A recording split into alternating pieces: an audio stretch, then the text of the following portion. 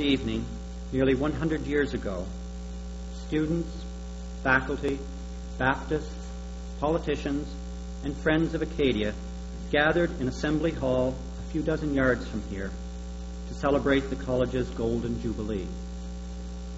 Nearly 2,000 people crowded the building that evening in what the Halifax Herald called the grandest gathering that ever took place west of Halifax.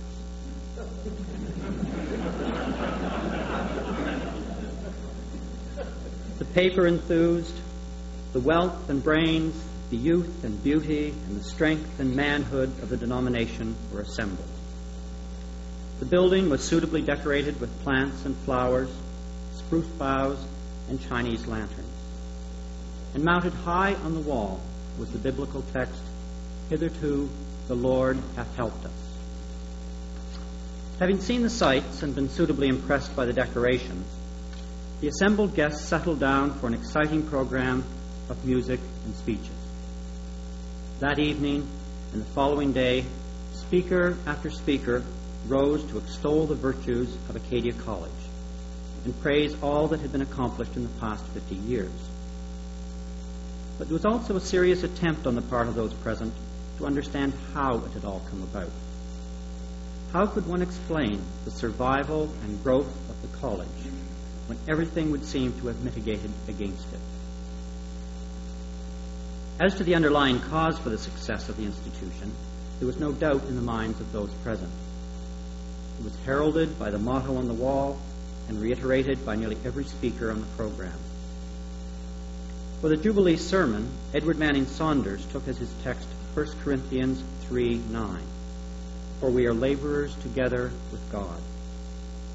The founding and development of Acadia College had been in accordance with the purposes of God Himself, and only in this way could Maritime Baptist explain its remarkable success in the face of such opposition and hardship.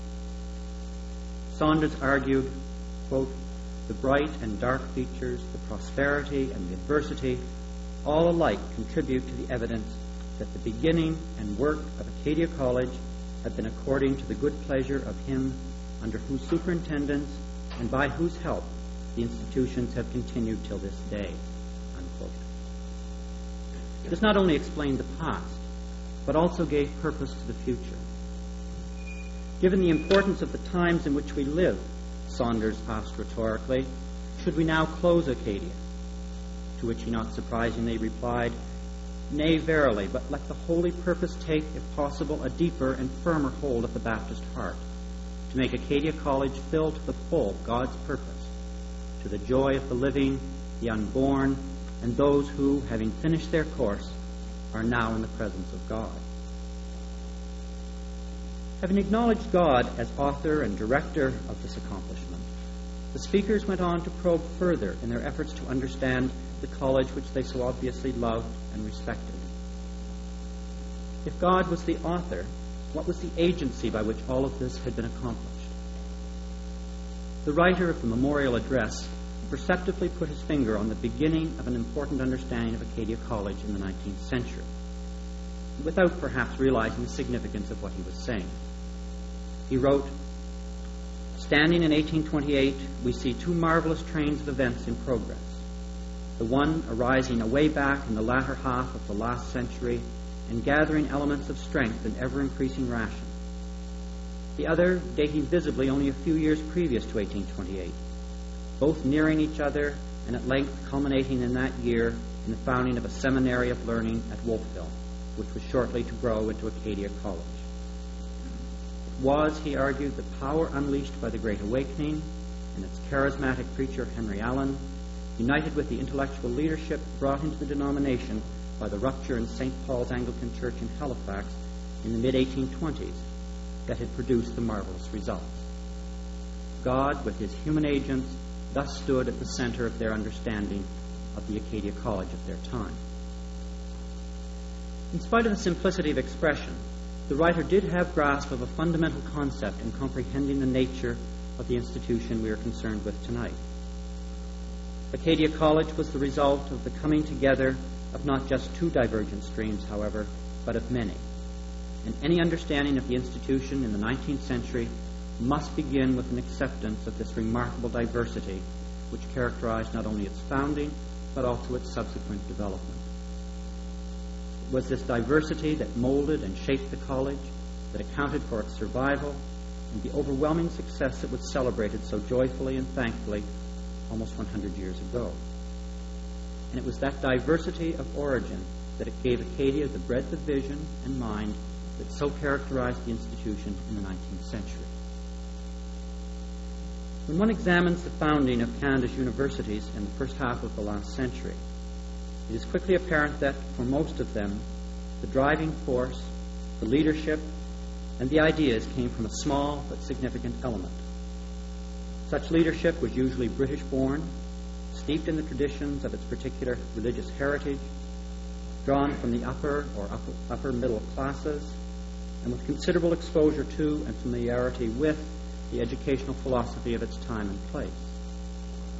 The educational leaders of the Anglican or Presbyterian or Roman Catholic churches struck out decisively and precisely to found institutions which reflected their views and fulfilled their needs. Such colleges as McGill in Montreal, King's in Windsor, or Queen's in Kingston were also the product of years of debate and careful planning to assure that the institution thus built would be an accurate reflection of the views of the elite, social or religious, that undertook that building. There certainly was not always unanimity among such builders. In fact, there seldom was. However, the differences, the disagreements, the quarrels over philosophy or program usually took place within carefully defined limits, the limits imposed by the thinking of that religious or social elite. However, the dissenting tradition in Canada has a very different development, leading in very different directions. Acadia University is the product of that dissenting tradition, and nothing marks the early development of this institution as clearly or as forcefully as does the diversity and the complexity of that tradition. Acadia is founded by the Baptists of Nova Scotia and developed by the Baptists of the Maritime Provinces. In the 19th century, an amorphous, divergent, and often acrimonious body that almost defies definition. Within the bounds of that denomination, one could find almost every conceivable tradition, philosophy, belief, and aspiration, existing in often uneasy relationship one with another. My study of the Baptist denomination in the 19th century and of Acadia University would lead me to conclude that the Baptists, as a body, were a most undogmatic people. That many individual Baptists held very strong and well-developed ideas is not to be doubted for a moment. But to argue from that these were understood or accepted by the majority of their fellow Baptists cannot, I think, be maintained. In the 19th century, the Baptist denomination is just being formed in the maritime colonies, and beyond a few fundamentals, there was little unity or agreement. Many key questions had not yet even been asked, let alone answered, by the denomination as a whole. Whatever changes might be taking place in the denomination by the end of the last century, or in the early decades of this century, however dogmatic the denomination might later become, it must be remembered that Acadia University was not founded, as was McMaster, in the 1880s or in the early 20th century, but in 1838, when the denomination, and therefore its creation, the college, were dominated by very different and very divergent ideas. And it is perhaps this which has so perplexed and at times infuriated some maritime Baptists about their university in this century.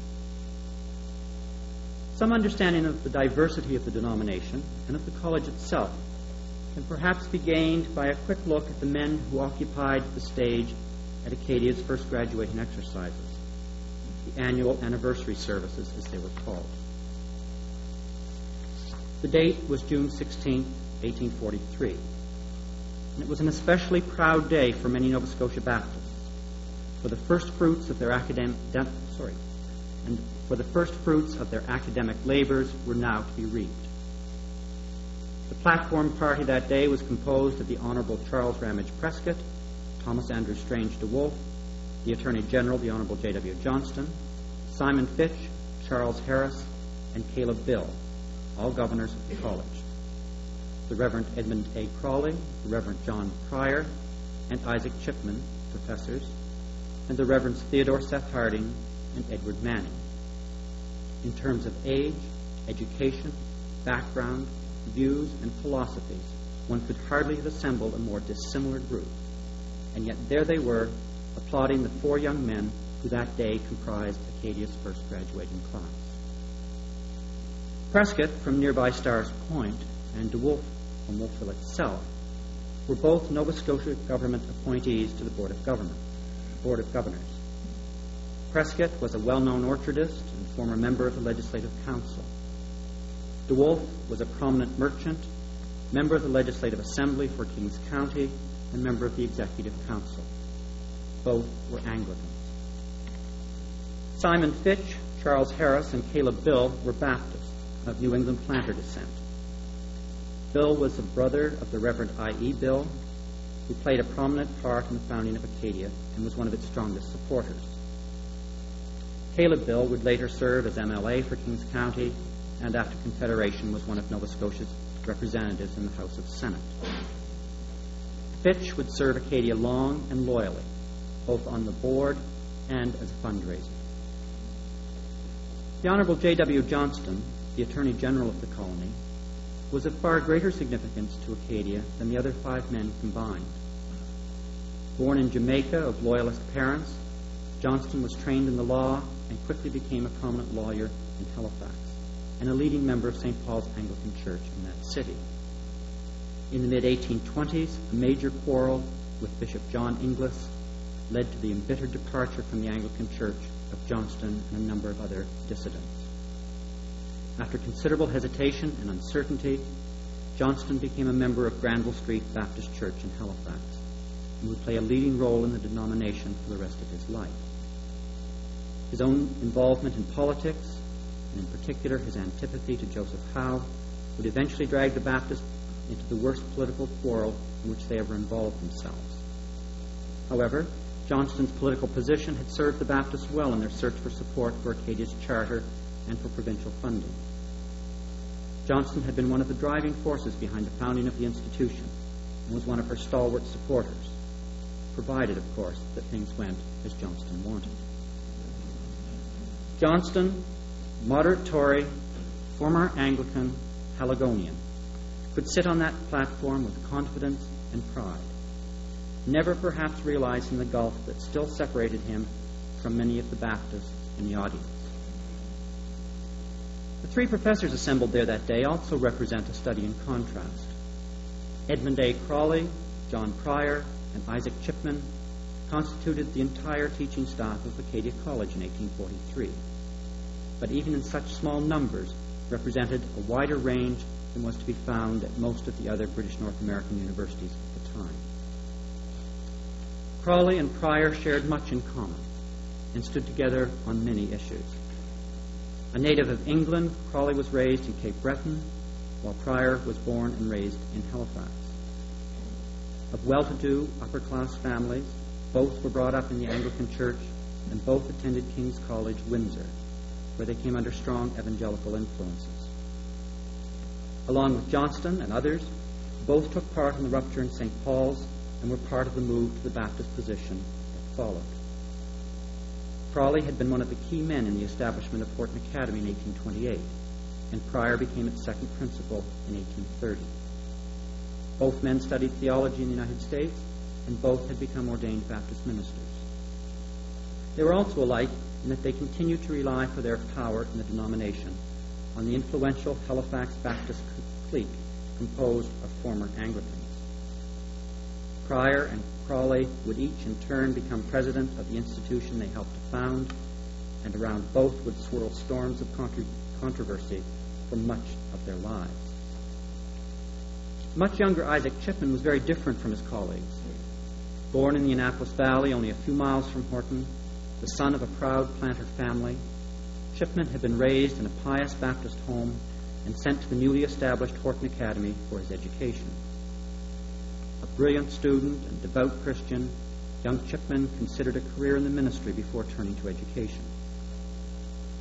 He received his college education in the United States and returned to Nova Scotia shortly after the founding of Acadia College. He gave the rest of his life to university teaching at a time when it was usual in British North America for only ordained ministers to hold such positions. The survival and growth of Acadia in the 1840s and early 1850s was in no small measure due to Chipman's energy, foresight, and self-sacrifice. The two aged ministers who also occupied a proud place on the platform that memorable day were numbered among the fathers of the denomination. Both men were in their 70s, and each represented long years of service to the Baptist cause. Harding, who would so eloquently invoke God's blessing on the day's proceedings, had served for nearly 50 years as minister of the Horton Baptist Church. A planter stock with no formal education of which to boast, he had begun his ministry as a Methodist preacher, and on a number of occasions his commitment to the Baptist cause would temporarily weaken. Beside him sat the aged Edward Manning, pastor of the Cornwallis Baptist Church, and probably the most respected minister in the denomination. Yet he too showed signs of a non-Baptist beginning. Born in Ireland into a Roman Catholic family, Manning had been converted in Nova Scotia in the aftermath of the Great Awakening and had become a New Light Congregationalist, and then, by slow steps, a Baptist. Convinced of the necessity of formal education, he had aided materially in the movement to found Horton Academy in 1828 and Acadia College in 1838, and had served as the chairman of the Nova Scotia Baptist Education Society since its inception. And now he sat on the platform and presided over Acadia's first graduation exercises, a man with little formal schooling himself. Even a superficial glance at this diverse assemblage on the Acadia platform speaks volumes as to the origin of this institution. In terms of background, religious upbringing, educational attainments, and philosophies, it would be difficult to assemble a more disparate group to any college in Canada at that time.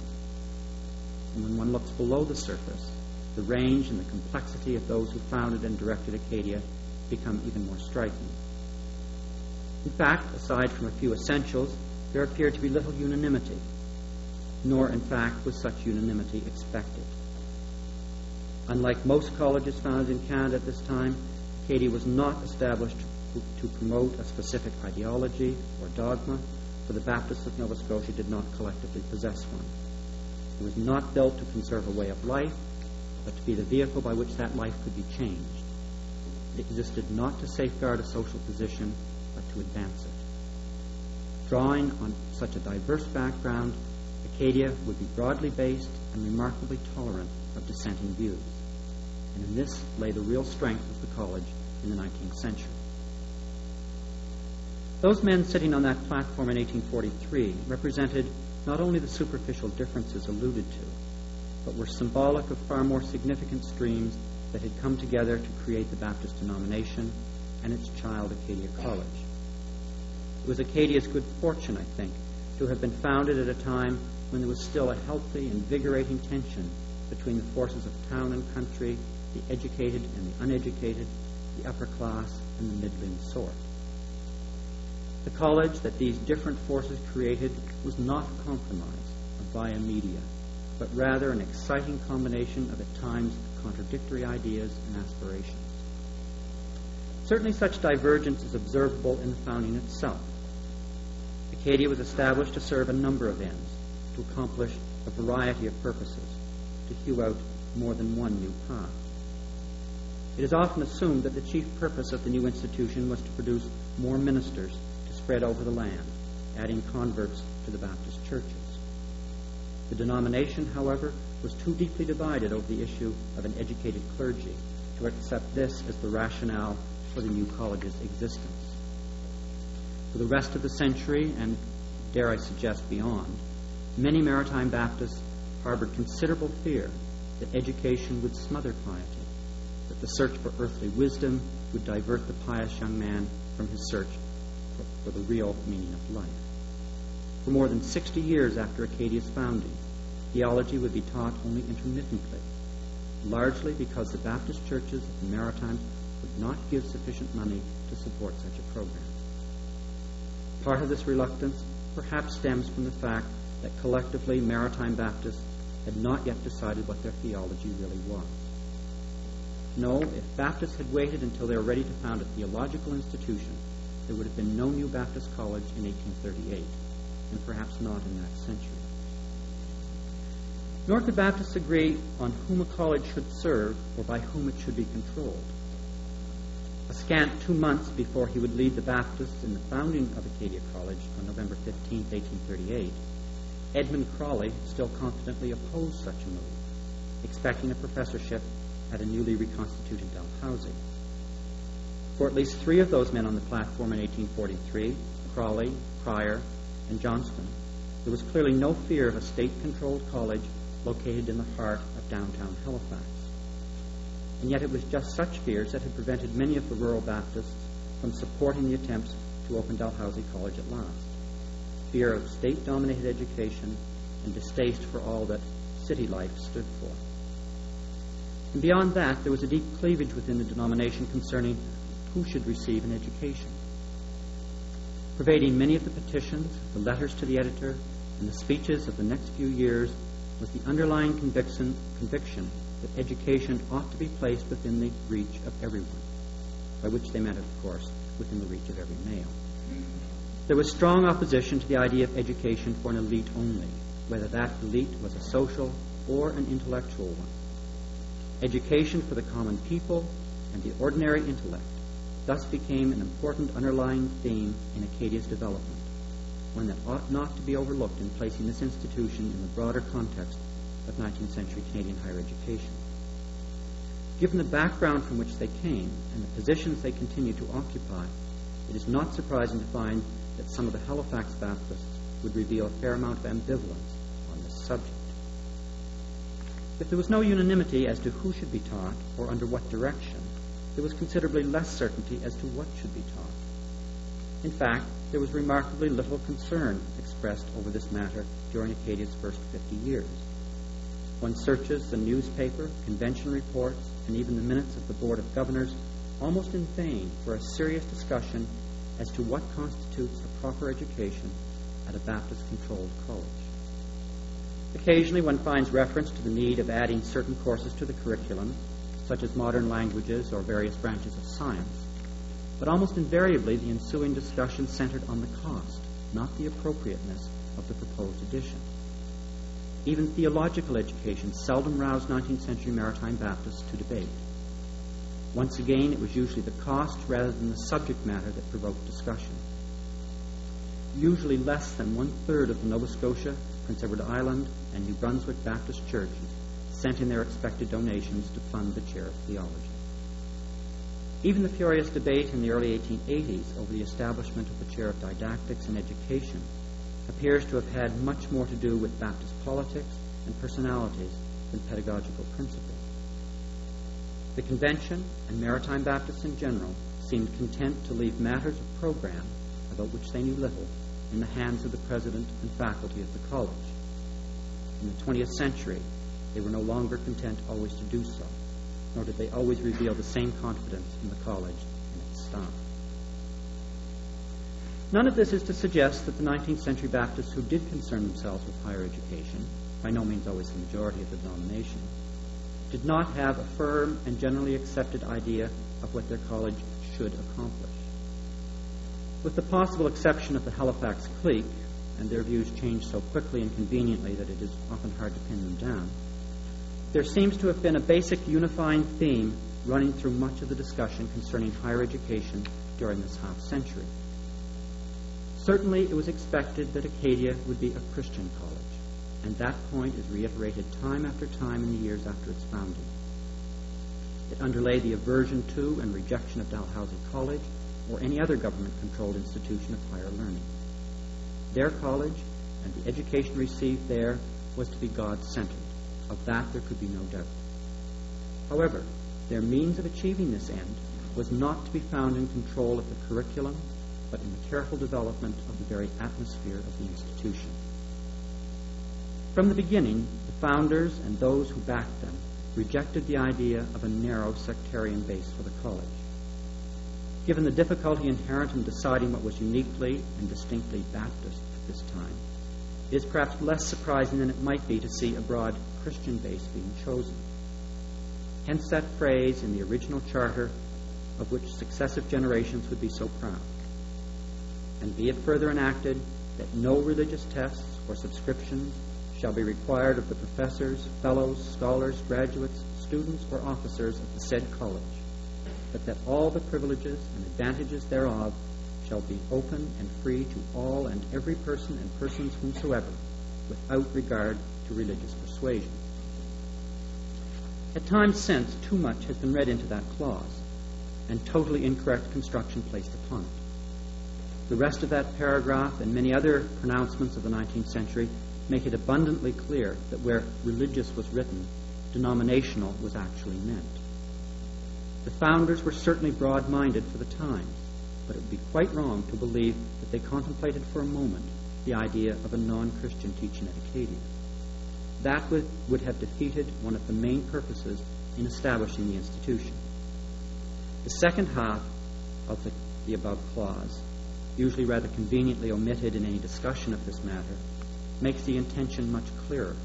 It reads, "And it shall and may be lawful for the trustees and governors of the said college to select as professors and other teachers or officers competent persons of any religious persuasion whatever, provided such person or persons shall be of moral and religious character." A memorandum drawn up in early 1839 further clarifies the thinking of the founders on this important subject. It reads in part, quote, "Any competent person possessed of vital piety and good moral character shall be eligible to a professor's chair without regard to his religious denomination." Unquote. And here I think one is getting close to the heart of the concept of Christian education as understood and practiced by the founders and supporters of Acadia College in the 19th century. It was in the Christian character of the professors and the Christian character of the institution itself, not in the content of the courses or the selection of the curriculum, that these Baptists placed their reliance.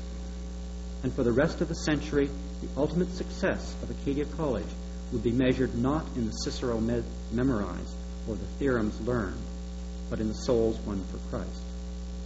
The successive revivals that swept the campus were clear proof of God's seal of approval, that Acadia was, quote, "so evidently owned and blessed of God," unquote, as one writer phrased it. Writing many years later about the founding, John Pryor recorded that, quote, "Our Baptist friends had a strong prejudice against education, and they feared it would injure the young, teaching them philosophy and vain conceit. This prejudice wore off when it pleased the Lord to bless us with revival after revival, so that, as dear Father Manning used to say, the Academy, instead of being an ice house to freeze out religion, had become a very hotbed of piety." Unquote. In 1863, the president, J.M. Cramp, wrote to the Christian Messenger, "We greatly need the baptism of the Spirit here. In other respects, our prospects were never more favorable. But oh, that God would come in the might and majesty of his grace to call the dead to life." In 1874, that same newspaper carried an article entitled "The Presence of Christ at Acadia," which showed how deeply entrenched the Acadia revivalist tradition had become. Quote, "The present senior class had considerable apprehension lest they should leave the college without seeing the work of God revived. They, with the other students of both departments, prayed and wrestled and worked, and the Lord at last made bare his arm to save." Unquote. 30 students were converted in the ensuing revival. The feelings of many Baptists were well summed up in the letter to the editor of one writer commenting on the meaning of this revival. "If any doubt existed as to the propriety of keeping up a separate denominational college, surely that doubt will now give way to faith. In what other way could this priceless blessing to our sons and daughters have been secured? They have received the best of all educational attainments, for the fear of the Lord is the beginning of wisdom. In what university of a general and mixed nature would our children have reaped these religious beliefs? Where do we ever read of religious revival at a national or provincial university?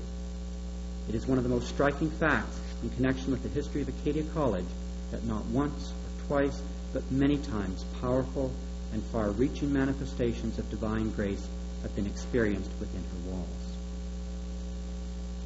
What one profoundly experienced then in the core of one's being, not what one learned rationally in the classroom, was the essence of the Acadia idea of a Christian education. It was the providing of the necessary Christian atmosphere and Christian leadership, not the selection of a carefully regulated curriculum that was perceived to be the main responsibility of the governors and professors of Acadia. And acting upon that belief gave the college very important freedom in course selection and program planning in the 19th century. If Maritime Baptists of the last century were deeply divided over many aspects of higher education, there was nonetheless widespread agreement in their assessment of the times in which they lived. The feeling that they lived in an age of progress, a time of general advancement, seems to have pervaded their society.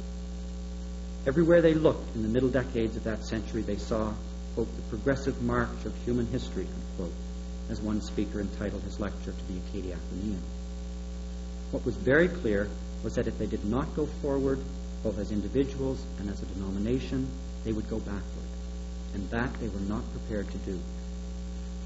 Not only were there general and observable upward movements in their society, but clearly the Baptist cause in the maritime colonies in the first half of the century was also on the rise.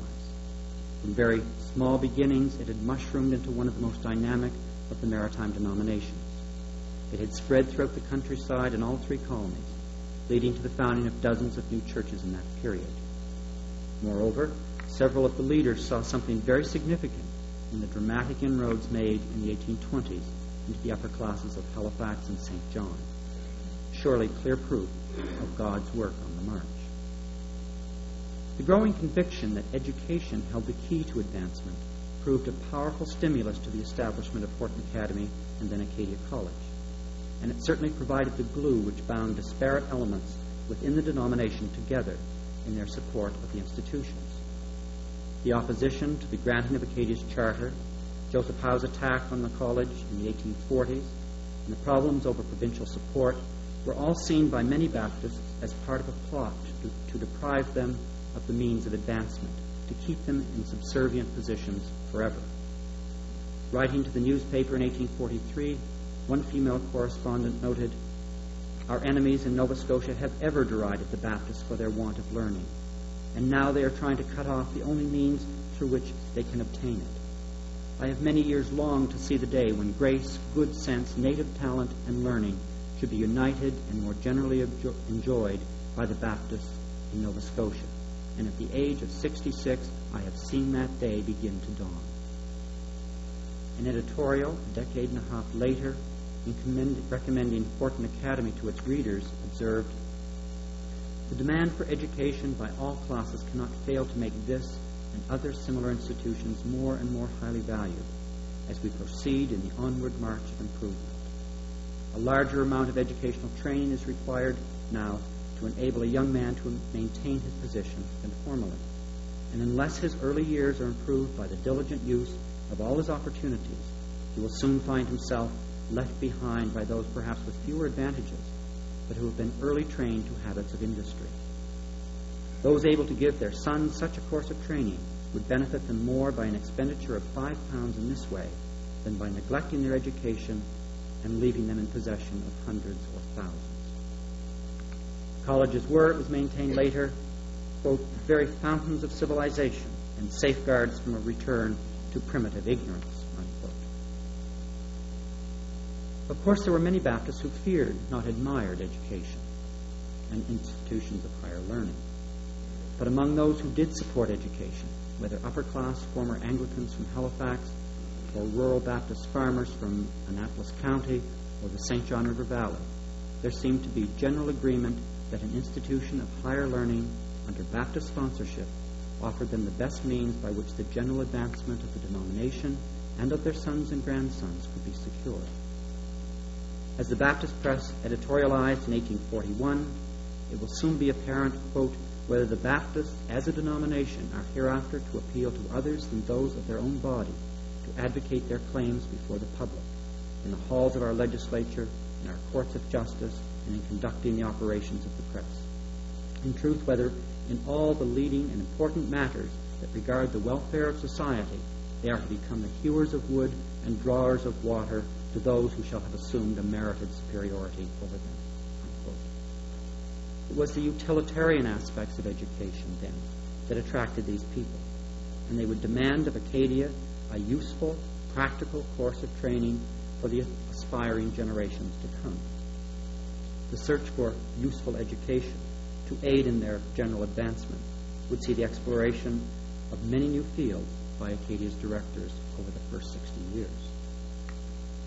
The type and quality of men that Acadia would attract as professors and presidents during that period is the final factor that should be looked at in assessing the origins of Acadia's approach to education. In looking at the four men who presided over Acadia until near the end of the century, one thing becomes abundantly clear. Although each was a strong, forceful individual with well-developed ideas and concepts of his own, none was able to so completely dominate the institution as to totally alter its direction. For better or worse, Acadia during this period has no J.W. Dawson of McGill or G.M. Grant of Queens, no one in whose life and thoughts can be seen the essence of the college. During the first crucial years, there was no president at all, with the college totally in the hands of the faculty. It has been done, Dr. Burke.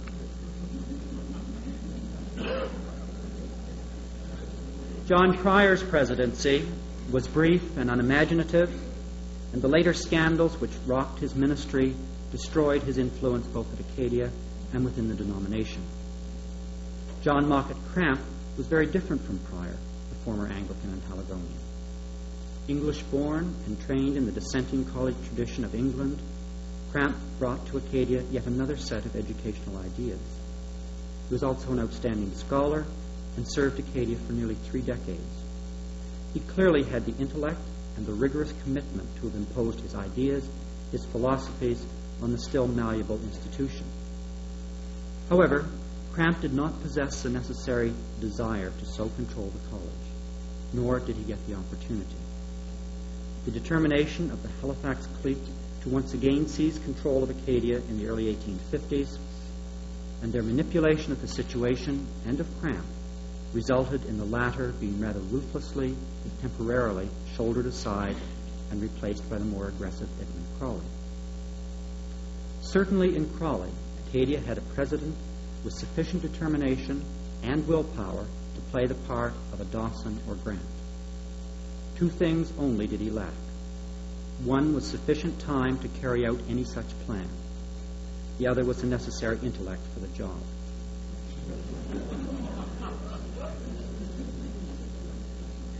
If one is looking in Acadia's history for evidence of providential intervention, surely one might begin by a glance at the chain of events which led to the departure of Edmund Crawley and a third of Acadia's endowment fund in the mid-1850s. For although he would prove remarkably durable and continue to exert considerable influence over Acadia's development, it was, I think thankfully, never the all-pervading control that he had striven to achieve. Acadia's 4th president, A.W. Sawyer, brought yet another major influence to the campus, or rather reinforced one already present.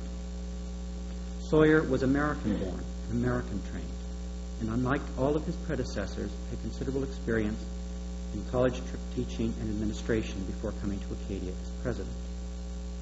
Serving the college from 1869 to 1896, Sawyer certainly had ample time to mold and shape, and this he did to a considerable degree.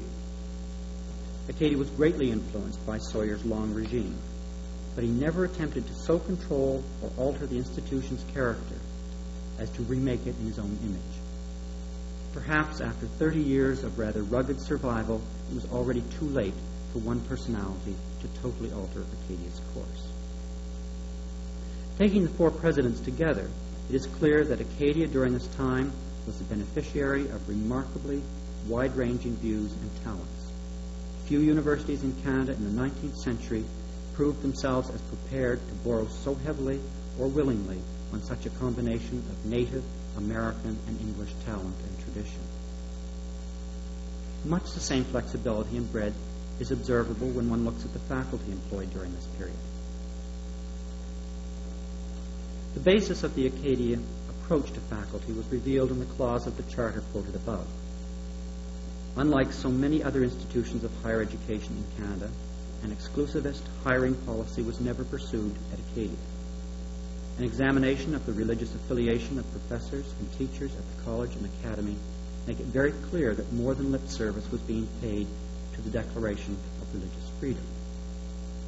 A man's broader moral and religious convictions were more important to his prospective employer than any narrow denominational label. Thus, for example, in the late 1850s, Acadia could have the stimulating experience of having on campus as her first professor of French and German one Gustave Peple, a Belgian educated by the Moravians in Europe. Rather than drawing narrowly on only one aspect of the Christian church, as it was still quite common to do in higher education circles in Canada, Acadia was prepared to cast a wider net. Even with its refusal to move outside the boundaries of evangelical Christianity, Acadia still possessed a broader faculty base than many of her sister institutions. One other attitude toward faculty, or rather potential faculty, ought to be mentioned. Lacking slavish attachments to religious bodies or educational institutions in either the mother country or the United States, and with very real pride in their college, the Baptist denomination and the Board of Governors of Acadia expressed no reservations about hiring Acadia's own sons.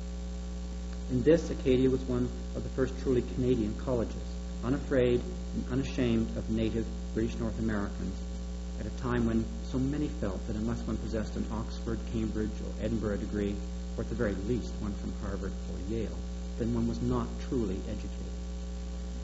Acadia's first two faculty members, Pryor and Crawley, both had their degrees from a Nova Scotia college, King's in Windsor. The third professor, added in 1840, was Isaac Chipman, a native of the Annapolis Valley, a graduate of Horton Academy, and a college in the United States. The sacrifices that Chipman made for the institution, the burdens that he carried, and the brilliance of his mind and the piety of his life would thereafter make it impossible for aspersions to be cast on anyone merely because he was native-born or educated in Wolfville. A healthy respect was certainly maintained for the great universities of the age, and many a young Acadia graduate was sent off for further study at an Edinburgh or a Harvard. But a healthy respect was accorded their own institution as well. No sign of a colonial mentality is observable here. By 1863, the Baptist press could enthuse, "It is a very gratifying circumstance that Acadia College will not henceforth be dependent on other countries for professors. Her chairs will be filled by her own sons. The list of graduates contains the names of gentlemen who are well qualified to take any position which their alma mater may assign them." Acadia by no means hired solely her own in the 19th century, but she was clearly unafraid of seeing a native-born, native-trained faculty at a Canadian university. Acadia's comparatively liberal hiring practices brought to the campus men of diverse background, training, and ideas, certainly adding to the complexity and strength of the institution. It could be argued, I think, that even the willingness to hire her native sons added substantially to the breadth of the institution. Most of these Acadia graduates studied at other institutions before returning to their alma mater to teach, bringing with them, of course, a range of views and experiences. Does the fact that these men were not strangers, that they were familiar faces and trusted intellects, help explain the apparent ease with which such professors slipped into the life of the university and the denomination, with few questions asked about their views by either the governors or the denomination as a whole? Both A.B. McKillop and Ramsay Cook, in their books on critical inquiry and social criticism in Victorian Canada, have pointed out the extensive suspicion and even fear of German ideas and German universities that pervaded much of Canada in the latter half of the last century, and the tension that it caused in some Canadian universities. Yet, in 1878, Daniel Morse Welton, Acadia class of 1855, latterly pastor of the Baptist Church in Windsor, took a Ph.D. at the University of Leipzig. and then returned to his theology professorship at Acadia College. Far from fearing such new influences, Acadia gave Welton an honorary degree in 1884. Was Welton more acceptable, more trusted within the Acadia and Baptist community because he was one of their own, not a stranger arriving with new and perhaps dangerous ideas? Did new concepts and ways of thinking thus find an easier entry into the college system because of such familiarity with the man, if not the subject matter? Certainly Welton was not the only such graduate to return to his alma mater bearing strange gifts from abroad. As important as it is to examine who was hired and why, it is perhaps of equal significance to see who was not hired at Acadia in the 19th century. Within the bounds of Protestant Christianity, there was one notable element largely lacking from the Acadia faculty and the Acadia experience, and this absence does much to distinguish this college from most other 19th century English Canadian institutions. McKillop has written that in the last century, quote, Canadian education was shaped by men who were trained at Scottish universities, unquote. Almost everywhere one looks in English Canada, one sees the validity of such a statement. Almost everywhere, but not at Acadia. Having few faculty members and no administrators trained at the great Scottish universities, Acadia can in no sense be seen as a child of this great educational tradition. Certainly, Acadia was considerably influenced by the Scottish philosophy, particularly as it came to Wolfville via American colleges, but she was never dominated by it. In this way, Acadia, more than many of her sister institutions at the time, was free to take what was useful from such a tradition, without having the college pervaded by it. This freedom, potentially at least, made Acadia more open to new and conflicting ideas and philosophies, in a place where serious intellectual inquiry might take place. It was then a fortuitous combination of lack of an established denominational dogma, diversity of background and philosophy, the concept of Christian education, concern for utilitarian training, a shortage of dominating personalities, and variety of faculty members that produced the breadth and the flexibility that are such notable characteristics of Acadia College in the 19th century. And without that breadth and that flexibility, I cannot see how Acadia could have survived the early decades, let alone finish the century as the largest college in the maritime provinces. Building on such a base, Acadia College proved to be remarkably open to new ideas and directions. There seems to have been little in the field of education that its directors were not prepared at least to consider. Not, of course, that they adopted everything that came along, for financial, religious, or pedagogical considerations might militate against such acceptance. However, the college did prove very open to the winds of change that were blowing through the field of higher education in the 19th century.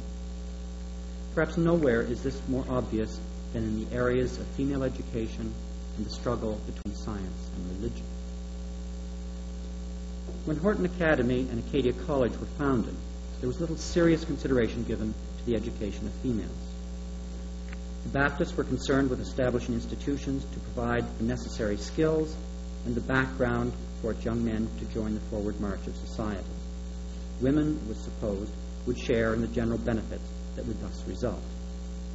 In the maritime colonies, as elsewhere, there were very mixed feelings about providing a formal education for females.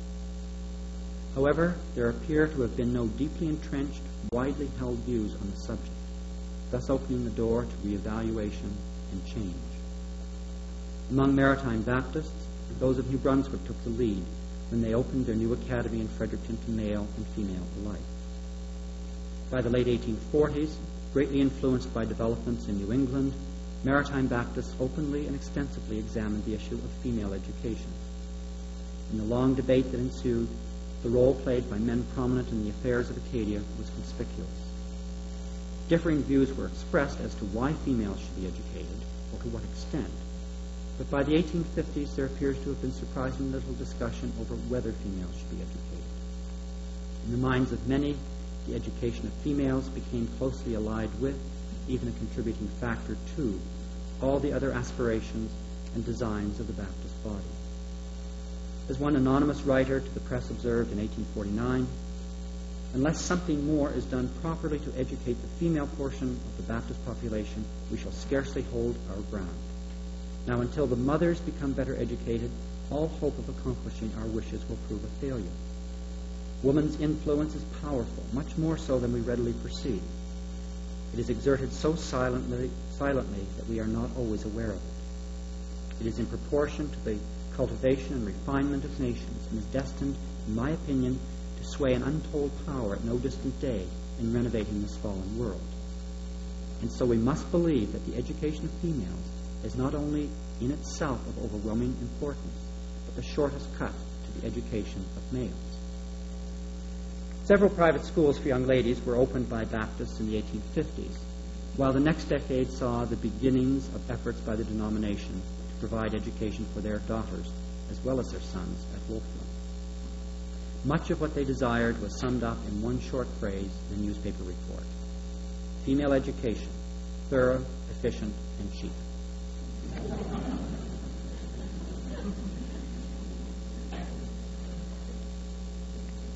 Establishing a female seminary was one thing. Admitting women to the full college course was obviously something quite different.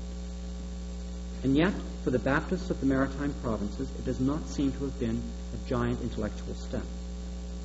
Having challenged prevailing concepts of education for the lower classes, questioning restricted access to education on the basis of sex perhaps came relatively easily. By mid-century, few Baptists seemed willing openly to doubt the wisdom of providing as much education for a female as she was capable of handling.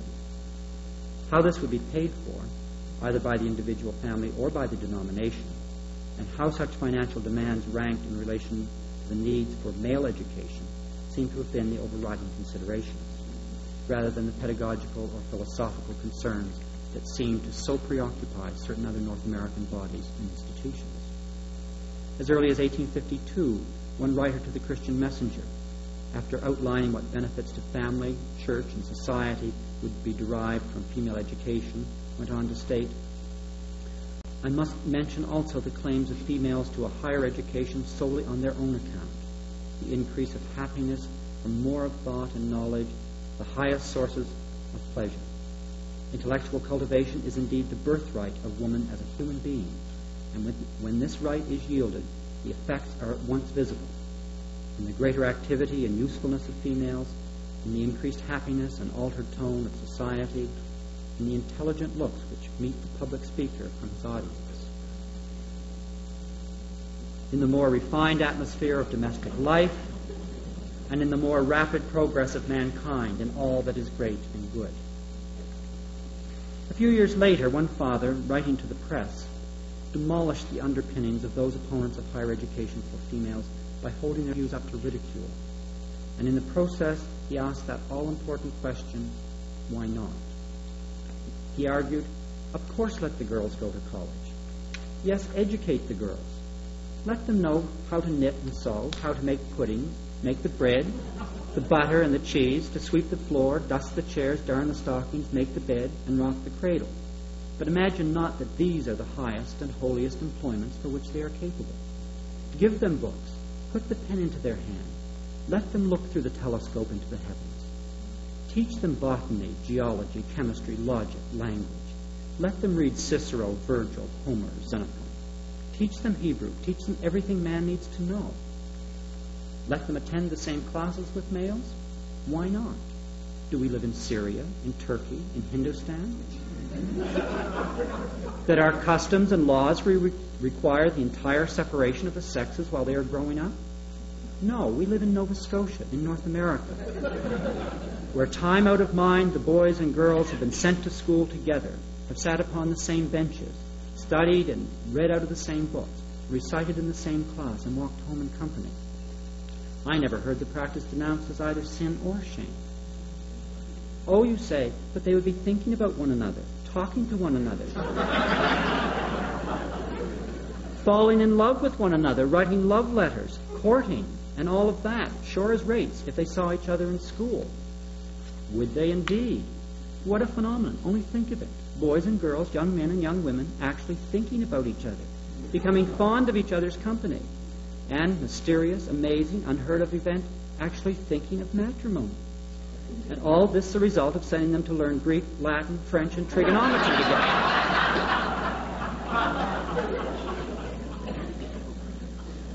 Prevent the operation of nature's laws, will you? Hinder the young people from falling in love? Ha! Not by sending them to different schools will you do it, I guess. And not by keeping them at home. When you can make a law and enforce it, that the tide in the Bay of Fundy shall not ebb and flow, when you can command as Joshua did, Sun, stand thou still upon Mount Gibeon, then, not before, can you suppress these emotions implanted in mortal bosoms by God himself for the noblest and most benevolent of purposes. Out upon such nonsense. It might be ridiculous nonsense to this common sense, I rather suspect, rural writer, and to many others in the colony at the time. But these ridiculed ideas would be taken very seriously indeed by many educators in North America and Europe for much of the rest of the century. Those who guided Acadia through these perilous waters seemed to share such common sense views about higher education for females. Certainly Crawley and Sawyer, at least, among the presidents, were in favor of opening wide the doors of the college. As early as 1874, President Sawyer had recommended such a step to the Board of Governors. Financial considerations would delay the beginning of female education at Acadia until 1880, but when it came, it caused scarcely a ripple. It did not even require a special resolution of the Board of Governors. It was merely done. The following year, the Board informed the Convention of the action taken, observing that, quote, thus the privileges of the college will henceforth be open to the sons and daughters of the land and on the same conditions, unquote. Parenthetically, it should be noted that it was obviously not considered necessary to seek Convention's approval, even for such a major departure from past practice. A year later, the board reported to Convention rather laconically, as yet there are no indications that a mistake was made in admitting young women to the privileges of the college. And that was that. In 1884, Acadia awarded its first degree to a female graduate, the second institution in the British Empire to take such a step. The willingness of Acadia College and many maritime Baptists to extend their vision of education to include the female portion of the population, although not always on equal terms, I should say, is, I would suggest, further evidence of a broadly based, flexible approach to education, one that had not yet hardened into rigidity.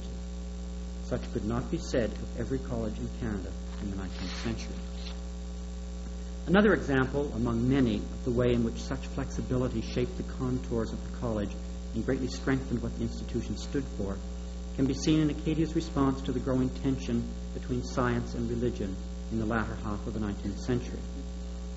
The scientific discoveries of the age and the theories that they spawned had much of the Christian church in turmoil. The age of Darwin had dawned.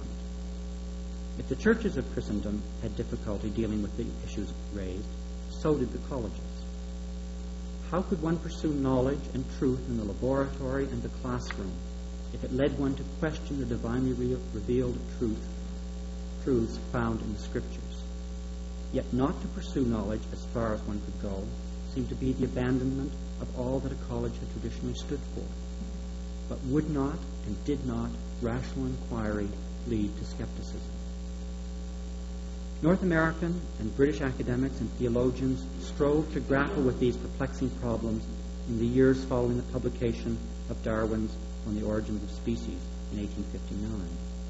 The academics and theologians at Acadia were no exception. One might have expected to find among maritime Baptists outright condemnation and then dismissal of Darwin and of the new scientific knowledge and theories.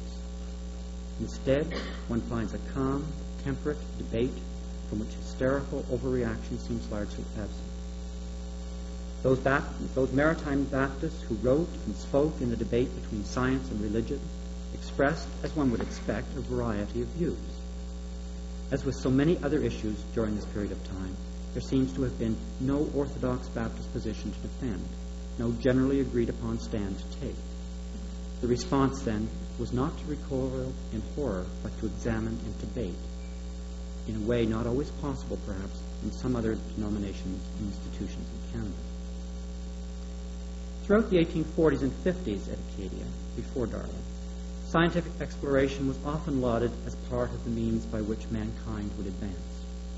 The enthusiasm for science of Isaac Chipman and his stature within the denomination and the college certainly made science a respected, even essential part of the college curriculum. Many welcomed the new methods since, as one writer observed, united with the most powerful energies of Christianity, science has raised the human mind from a fearful depth of degradation, and we foresee that day is near when by their cooperation, united with art, the intellectual and moral powers of man shall be mightily enlarged and purified.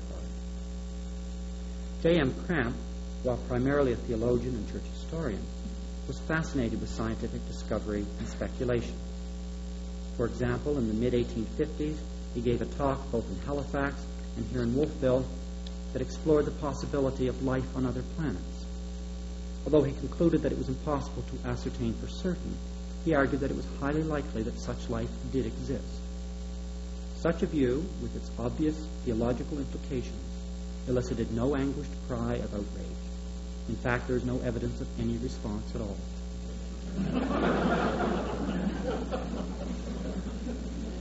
Science fascinated, perplexed, and mystified, but it does not seem to have frightened. The upheaval following the publication of Darwin's ideas does not seem to have shaken Cramp's faith in the importance of scientific exploration and discovery. As he told Acadia's graduating class of 1867, apart from the gratification which such studies afford and their bearing on intellectual progress, the connection of science with religion is so intimate and important that every true friend of the one should seek to be well acquainted with the other. So far from being antagonistic, as is frequently affirmed, they contribute mutual illustration and help. Nothing less could be expected. The works and the word of God must be in full harmony. God cannot contradict in one book what he has written in another. Reason and faith are twin sisters. Faith is vindicated by reason, and reason is dignified by faith. The discoveries and researches of modern times have shed a flood of light on the divine record and removed numerous obscurities which have long seemed impenetrable. We rejoice in the labors of the genuine philosopher and welcome him as an ally in warfare against evil. Let us be willing, too, to receive his instruction and follow him when he leads us into the deep things of God, the wonders and intricacies of material laws. We have no reason to fear the results. And at any rate, if we admit scientific enlightenment, we shall not be deceived by plausible but crude theories or carried away by hasty generalizations. But there may be much danger if we are willingly ignorant in these matters, since we may become an easy prey to cunning and malicious unbelievers.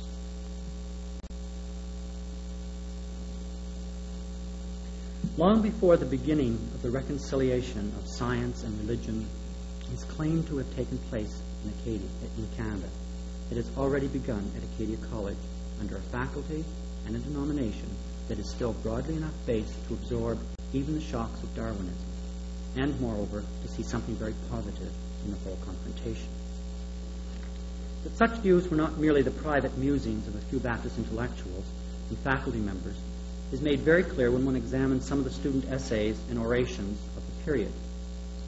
In his graduating essay in 1870, one student, perhaps slightly carried away by his topic, argued that everywhere positivism and New Testament Christianity